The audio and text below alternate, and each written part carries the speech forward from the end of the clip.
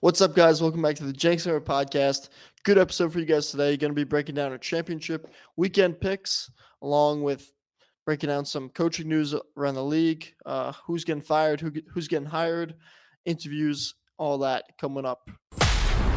Welcome to the Jenks and the Hammer Podcast, bringing you the latest NFL news and insights from the perspectives of two die-hard fans. So sit back, relax, and get ready for some football talk with Jenks and the Hammer.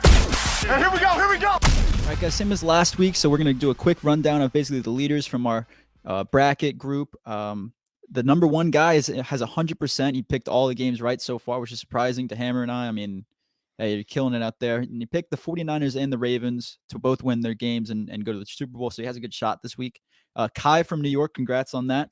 We got two guys with 99.9%. I think they both got the Cowboys game wrong, and that's ESPN fan and then Puma Cat.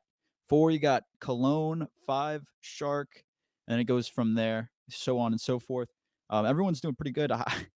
I'm at 38th because I kind of picked a lot of crazy games in the first round, and I think Hammer is in 19th. So, yeah, we're not getting anywhere close to lead. So congrats to you guys at the top.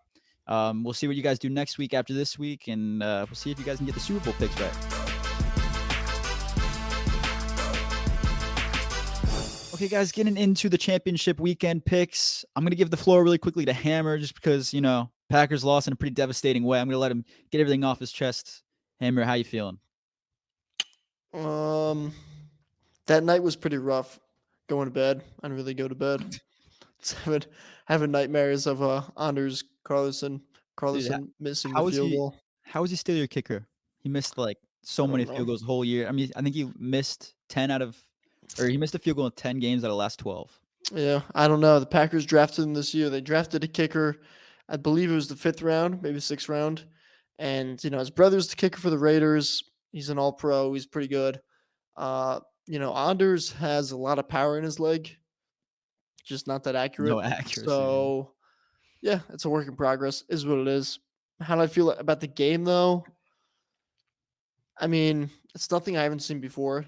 I know losing to the Niners and losing big playoff games, heartbreaking games like that is very familiar if you're a Packers fan. Tough game. We played really hard. That's the best team in football, in my opinion, right there. Them in Baltimore. I mean, both in that tier 1A. Yeah, the Niners got superstars, all over the field. And youngest team in football, we were 3-6 one point in the season. So to go on the run we did, get into the playoffs, beat Dallas like we did, and then we, hung tooth and nail with the best team in football in their house is pretty damn impressive. So I think the future is really, really bright for us, and excited to watch this team grow, develop. Hopefully the kicker develops or finds someone new. And I would just say, I think if you watch the game, I thought the Packers were the better team, and I thought they played harder for 57 minutes. But to beat a team like that, to beat the number 1 seed, a team full of all pros, you got to play a complete 60-minute football game. And Green Bay failed to do that at the end, missing the kick, then letting Brock Purdy drive down, scored the go-ahead touchdown, and then Jordan Love having a chance to go tie it up by getting in field goal range, throwing a questionable pick. So, you lose the game right there. It doesn't matter. The Niners are that talented that they can not play their best football for 57 minutes, but they're going to hang in the game because that's the type of team they are. But if they come through with if they play their type of football those last 3 minutes, they're going to walk out there, walk out with a win. And Green Bay's, not that team. They have to play, they got to play the full 60 minutes, and they got to, win every quarter, do all the little things right. So, yeah. And so that's what I'll say about the game. But Jordan Love's going to get a big extension. Young guys are going to grow. We got 5 draft picks in the first 3 rounds of the draft, so I'm excited for next year. Yeah, I think it came down to really making the most of every play in that game. I know the Packers, you guys dropped a couple picks, and that was when Brock Purdy wasn't playing well, and then that final drive came around, and Purdy finally got in a roll, so it kind of killed you. I know you've told me before, Hammer, did you kind of have a crappy rest of your night? You said you were kind of losing sleep. I know you said usually you'll turn off the game, won't talk to anyone, watch a sad rom-com, go to bed. What was Yeah. your night like? What'd you do? So no rom-com There this was time. actually No decent rom-com this nighttime. time because it was pretty late. The game ended at like 11:30. So Yeah, just alone with yourself for the when night. Jordan Love threw the pick, I turned around. I walked upstairs to my room. I didn't see the final kneel down or any of that when they're showing Jordan Love on the sideline or shaking hands and all that. I just went right up to my room, brushed my teeth, took off the Jordan Love jersey, and just rolled in bed for a couple of hours.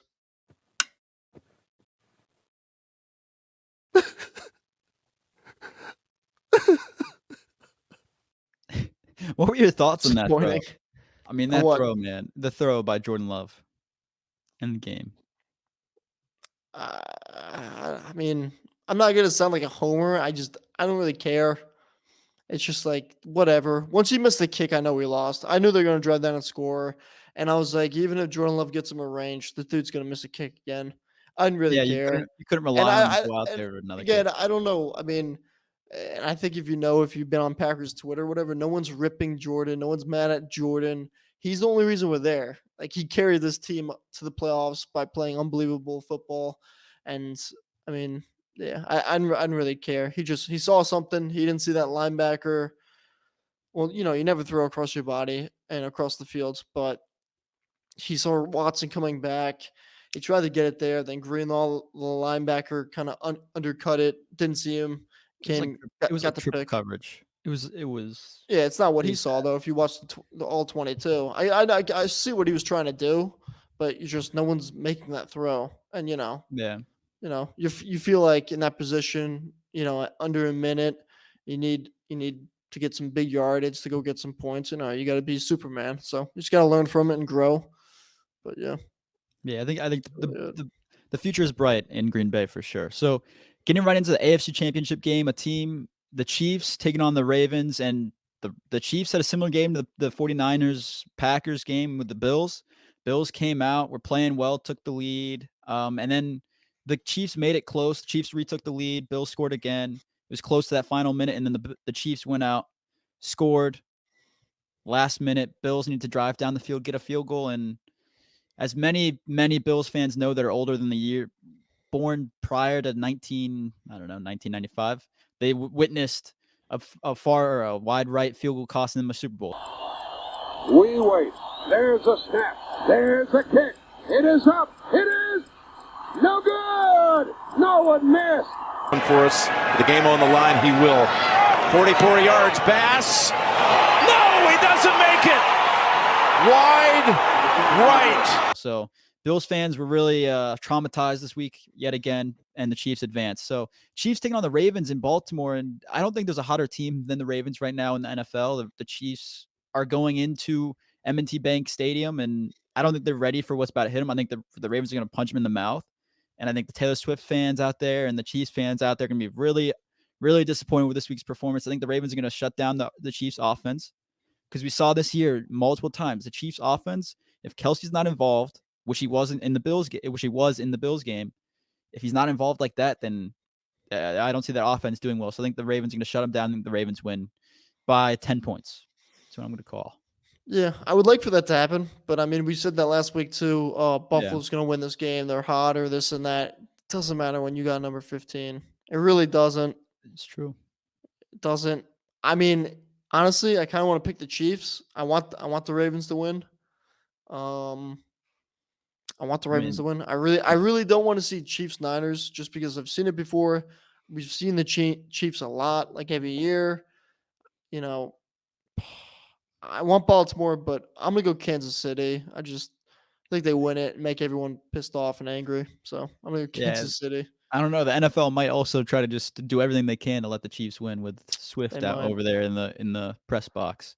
They might. Uh, yeah, no, Chiefs in the playoffs right now, they seem unstoppable. So I'm praying for the Ravens, man. A lot of people don't like the Ravens, but I'm just praying the Ravens stop Swift mania and just Hopefully, get them I out. hope. Get 'em I out. hope. I hope. And then next game, you got the NFC Championship with a team that hell must have frozen over for this team to get there. The Lions are finally in the NFC Championship game, taking on NFC's the weak. 49ers. They stink. I think and I think this is what it shows is there's such a drop off in that one in top 2 teams for both conferences. I mean, like the Ravens were really huge. Like the Ravens were 100% better than every team in that conference Yeah, by but a long in shot. the AFC, you have a lot of teams in like the tier two, in tier three. Yeah, tier 2. Yeah, but I mean, the thing is, like, then that drop off to the Bills at the 2 seed, like, that's a big drop off as well for the Ravens because I think any team that came out of that Bills Chiefs game was getting slaughtered by the Ravens. I really do. Then you got this game, the Lions as the 3 seed, like, compared to the 49ers, like, it's just the skill on the team isn't there, but I think the fight might be. Um, I don't know. I don't want to see the 49ers in another Super Bowl. I want to cheer on the Lions. I want them to get their first ring. So for that reason, I'm going to be a fan. This is a fandom pick. I'm picking the Lions here. I love what they're doing in the playoffs. Fans are cheering them on. They got a bright, bright future. Dan Campbell's leading them in the right direction. So I'm going to go Lions here. Yeah, I hate both of these teams. Detroit's in their division. I think they're overrated. I think they stink. I would have loved to been playing them this weekend. I think we have a very good chance of winning, going to the Super Bowl. They're going to get bullied. I think they're going to get their butts kicked. Jared Goff stinks under pressure, and he's going to be under pressure all day. He's under pressure Um, last week. I mean, yeah, but San Fran's a different beast than Tampa Bay. I don't know. I will say this: Chase Young, man, just does He not. stinks. He's He whatever. just doesn't seem like he's doing anything over there. But Yeah, yeah, I he see what you're saying. stinks. But San Fran's a different beast. And I think, like I said, I think San Fran was just destined to go on this run to make it to the Super Bowl after the years they had, being banged up, and they finally have all the pieces together. And like I said, if they stayed healthy, which they are right now, except for Debo, he's 50-50. I guarantee he probably gives it a go though, because it's the NFC Championship game. Yeah, you get a week off after this as well. So Yeah, but even without Debo, I mean, this team is just so loaded. I think it's their year to make it. I don't know to win it. I think if it's Baltimore and them, I think Baltimore, hopefully Baltimore. But I'm gonna go San Fran. I mean, I don't mind it. I'll say this. I think Like it's like this team is built for these games and these moments. And Detroit is just, I kind of want to say they're another year away. yeah. If that's I if think that's fair. that's Like fair, and they still got good. Like they're young. like They I still got a get they lot to just look won forward I to. get they just won 2 playoff games, but I mean against the Rams and the Bucks, I don't know. I mean, who knows? I that's the thing though. I think the Lions are a team that are gonna put it all out there and they're gonna fight this game. If it's not, I don't see this game being a blowout. I'll say that. I think the Ravens Chiefs game has more of a likelihood to be a blowout than this one. I think the Lions come out.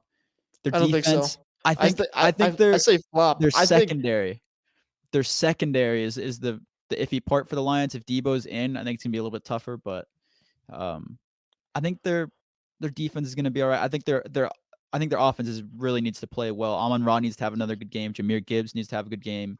And if they can rely on their weapons well, I think they have a shot to keep this within a touchdown game. so. I'm gonna flop that. I'm gonna say Kansas City, Baltimore is gonna be a really close game. It's gonna come down to the wire, and I think San Fran, Detroit's gonna be a blowout. I think San Fran's gonna blow them out.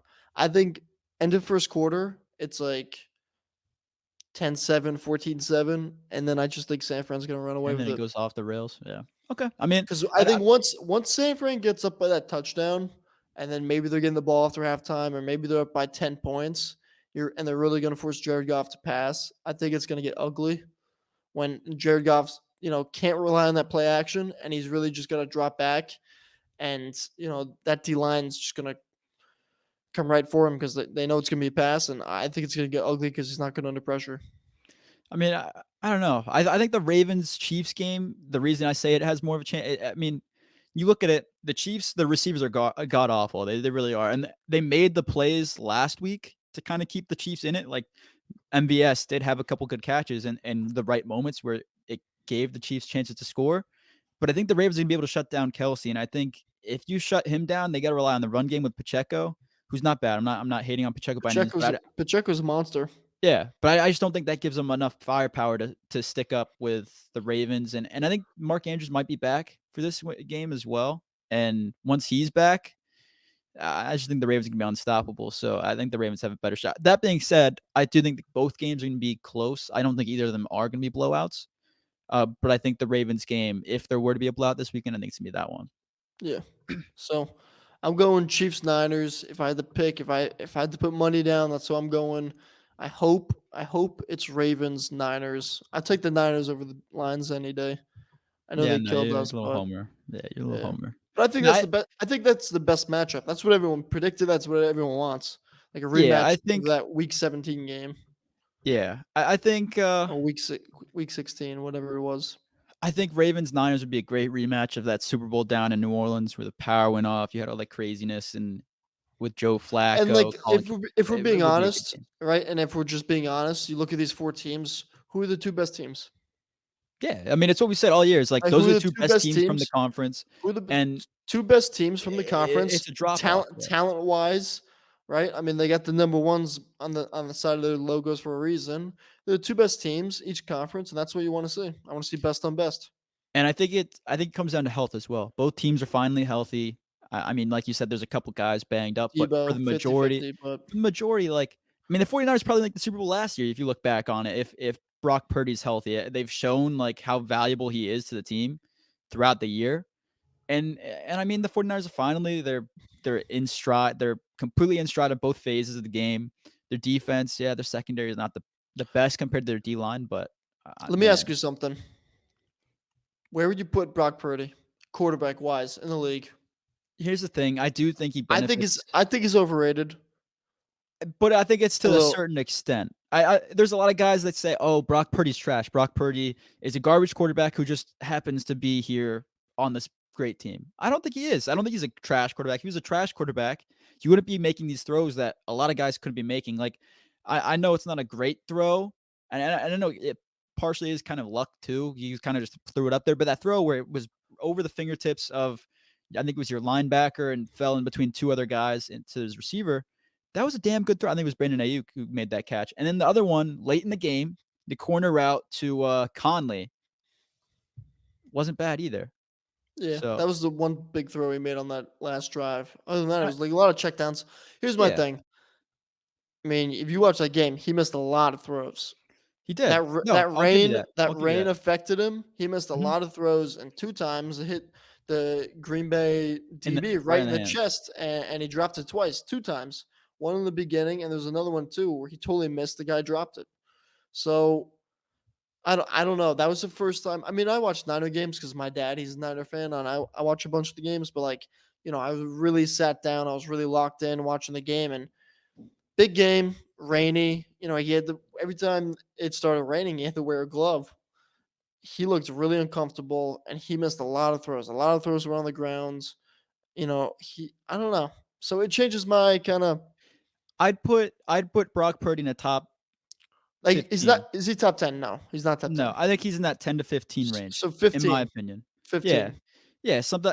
But I think a lot of guys can't do what like that bottom half of the league. Like a lot of guys are like, "Oh, Brock Purdy's bottom 10." Like he's not. Like he's able to scramble, make a lot of plays on the run, on like he's putting balls in places where they need to be made. And yeah, he makes a few mistakes every once in a while. But I will say this, the AFC definitely has the better quarterback play in the playoffs here. Like that team's going to have the better, whatever team comes out of that game is going to have a better quarterback than the NFC in the Super Bowl. But I think we've been saying that all year. We said in the offseason, the NFC quarterback, It was once weak. Rodgers went to the AFC, the NFC drop off. It dropped off really, really hard. Like you see top 5, what? Like, It's could no, we I said Jalen can't. Hurts. We You said can't even Jalen say that Hurts all anymore. year, and Jalen Hurts was Dak, iffy. Dak, yeah, he can't show up in the playoffs.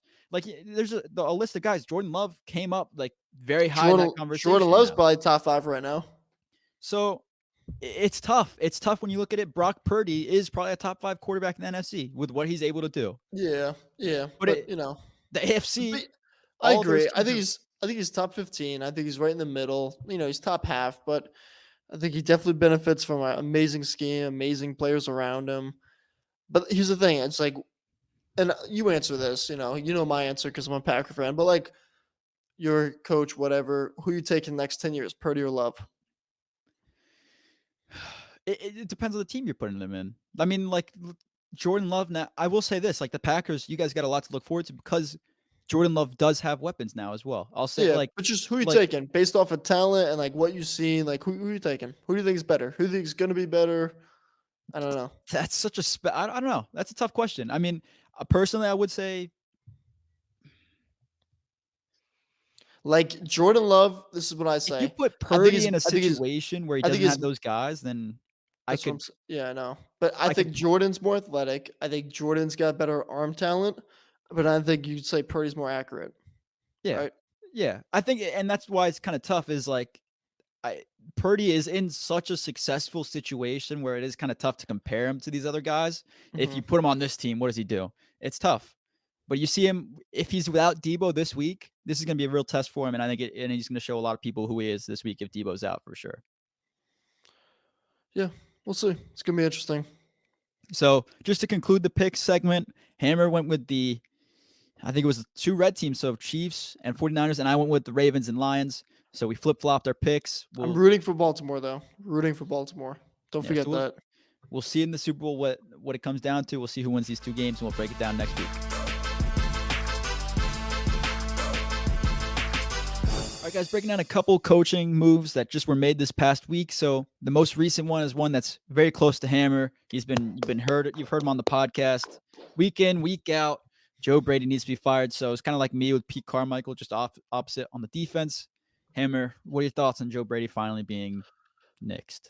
Yeah, I mean, the clapping is for the next era in Packers defense. I think it's time for a change in that. I mean, you're never happy when a guy loses his job. That stinks. But however, I do think Joe Barry's going to remain in the organization. I think he's going to be like a senior assistant on the defense side of the football. So that's good. Glad to hear. But yeah, it's time for a change. He's been with the Packers for 3 years, and it just has not been good enough. It hasn't been good enough. We've been um, a terrible run defense. Pass defense has been okay, but I think that's due to the talented pass rushers we got and Jair Alexander. But we we could do so much better with this talent we have on defense. A lot of first round picks, a lot of money on that side of the football. So this is a good move. I think after some of the games this year, you knew it was coming, especially against Carolina when they let up 30 points. And you just need that culture change. I think you need new energy. I think you got to get a younger guy in, with this young team to grow together. And I want a defense that's aggressive. And Joe Barry's defense is not aggressive. They are going to play a lot of yards off. The corners are going to be a lot of yards off from the receivers. They play very prevent. Their philosophy is basically, hey, you drive down on us 75 yards, and if you could do without making a mistake, you got to drive down the football field 75 yards. Don't make a mistake. Score and score a touchdown on us. That's how you guys are going to succeed. And I just hate that style of defense. I think you guys get gassed, get tired, this and that. I mean, yeah, sometimes Green Bay held them to a field goal, but I want a defense that's up in your face, aggressive, and makes the offense earn every single yard. And Green Bay's defense these past 3 years with Joe Barry, that just hasn't been their way. They're going to play prevent, and they don't want any big plays over the top. So I want something aggressive in your face, and hopefully some guy young who can bring in a lot of energy, guys like playing for, and yeah, it's just going to bring out the best of these guys and their talents this next year and for years to come. Yeah, and I think that's one of the kind of big conversations right now and coaching like talks just across NFL media, everything like that is like, do you want a guy that's kind of established a defensive coordinator already who might not be crazy because he's available, or do you want a guy that's upcoming, that's one of those positional coaches that you go in and hire and he ends up being that guy? So I mean, for the Packers, I think having a young defensive mind that comes in as one of those positional guys that's a little bit lesser known has a better chance of them succeeding. And I think it'd be great for the Packers team as a young defense, young offense as a whole, as a young team in general, honestly. Yeah. So 2 names that I would watch out for. 3. I'll give you 3. I'll give you a little fun one at the end. I think number 1's gonna be Wink Martindale from the Giants, who was let go by Like Dable. blitzing. Matt LaFleur's got a lot of respect for him. Past 2 years we went against the Giants and we struggled offensively against them twice. So I think LaFleur's got a lot of respect for him. Yeah, he's an older guy, but he's been around the league a lot. and he plays a really aggressive attacking defense. So that attracts me.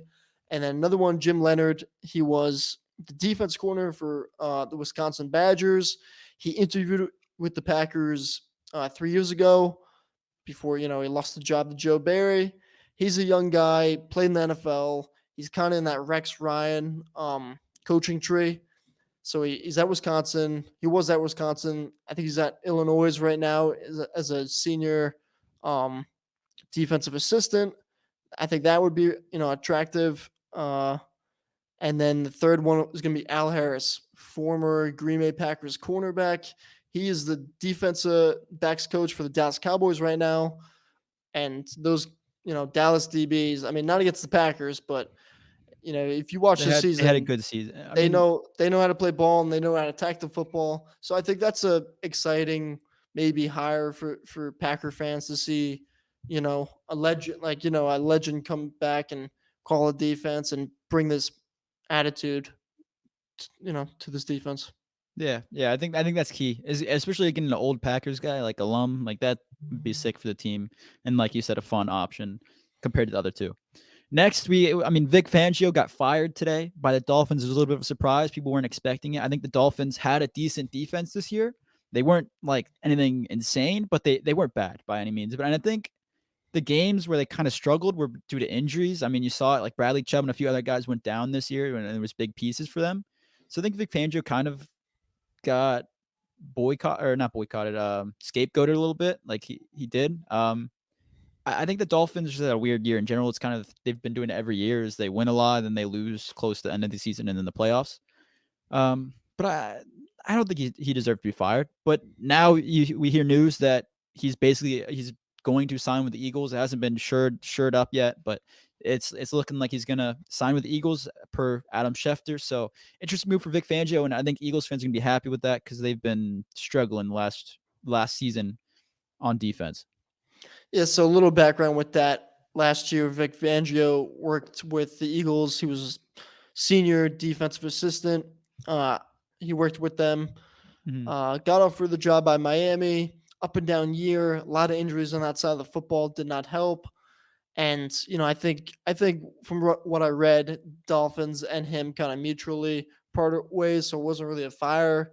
It was kind of just, both going their own ways. I think Vic, wanted to go to Philly because they just lost their DC. They need help there badly.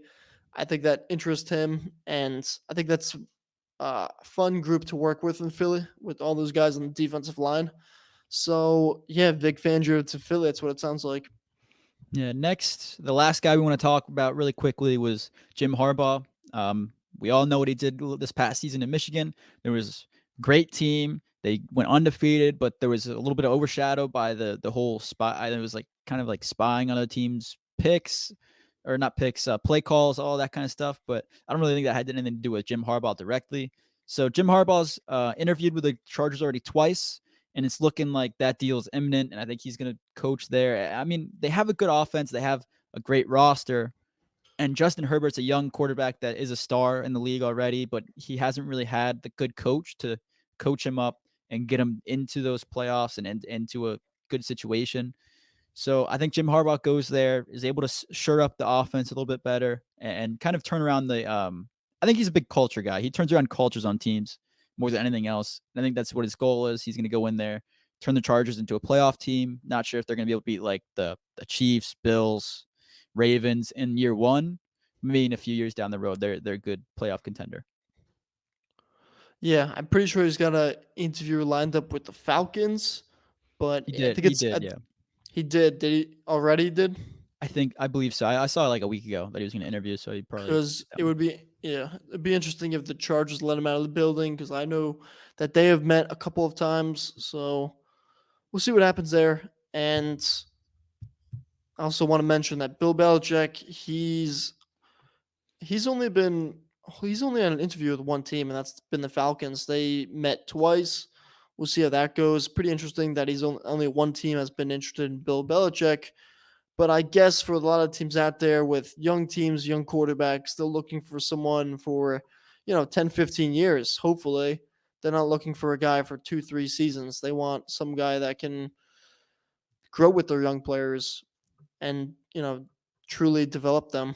So I think that's part of the reason why Bill Belichick hasn't gotten a lot of interest. I also want to say one thing as we're recording this. I just got a notification that Mike Vrabel is going to interview with the Carolina Panthers for that head coaching job. That's an interesting hire.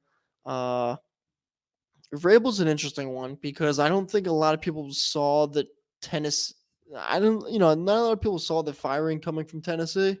Yeah. And then you look at like his numbers as a defensive coordinator too, because he calls his defense over there, and it really has not been good in Tennessee. I think he's great players coach. I think they love playing for him, but and I get to they haven't had a lot of talent on that side of the football in Tennessee, but that's something that's interesting. Packers fans talk about, hey, what about him for DC?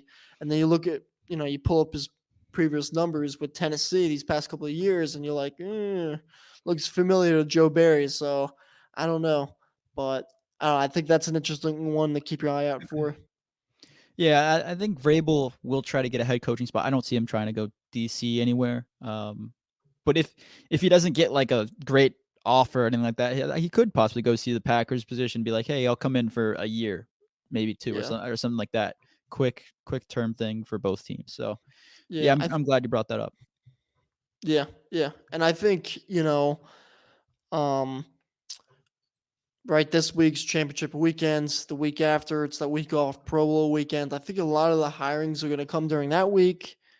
But honestly, I could even see it getting extended to after the Super Bowl because, you got two top coordinators that are still playing, and Ben Johnson for the Lions, and then you got Mike McDonald, I'm pretty sure, for the Ravens, the DC. Yes, And those are two, coordinators that have been taking a lot of interviews with teams as well for head coaching positions. So they're still playing. So, you know, two young guys. So, maybe when their teams are out of it after the Super Bowl, maybe I think that's when you're going to see the dominoes fall for all these head coaching jobs because I think those are two really hot candidates for teams, just with their age and especially Ben Johnson with his offensive side of football, Yeah, young quarterback. yeah, it was kind of messed up. Like Ben Johnson had an interview like the Saturday before the game last Sunday. I was like, what the hell? But yeah, once like you said, Hammer, I think there are a lot of moves coming up this Pro Bowl weekend, so we'll have all that coming to you next week. And I think we'll also probably just kind of try to find some sort of conversation to talk about like the Pro Bowl, something like that, and go from there. Yep. So Jenks, any thoughts before championship weekend? Just don't let the Swifties get to the Super Bowl. That's all I care about. Yeah. And Thunder play the San Antonio Spurs tonight. So Chet, the real rookie of the year, is taking on Wemby, the wannabe. So Chet, you got this, man. How many Hawkins is playing tonight? What are you talking about? Dude, he has no shot. He's good. He has no shot. No shot. I don't know about that. No shot. Do you even know who I'm talking about? Yeah, the guy on the Heat who actually he had a good game against Thunder. He's to awesome. be honest. He's awesome. But I don't think the No NBA is shot. gonna I let don't that know happen. about that. They're not letting that happen over Chet or Wemby, man. It's a popularity thing as well. It's a long season. Long season. Not even halfway I don't through. see it happening. Yeah. I think we're just about halfway through, right? Didn't we just approaching? Yeah, but anyways, Thunder, we're balling out. 1 seed in the West. No one expected it. Chet came in. We were playing team last year. 1 seed now. Let's keep it up, and hopefully we'll be in the finals in no time. Yeah, regular season don't mean anything. If you're a Heat fan, you just got to get in the dance. Once you get in the dance, anything can happen. That is true. Anything can happen, Jenks. Go home with any girl you want. I know. Maybe you go home with no girl. Just gotta get in the dance. The way life is sometimes. Yeah. Yeah. So for those that don't know, Jenks is a Thunder fan. I'm a Heat fan.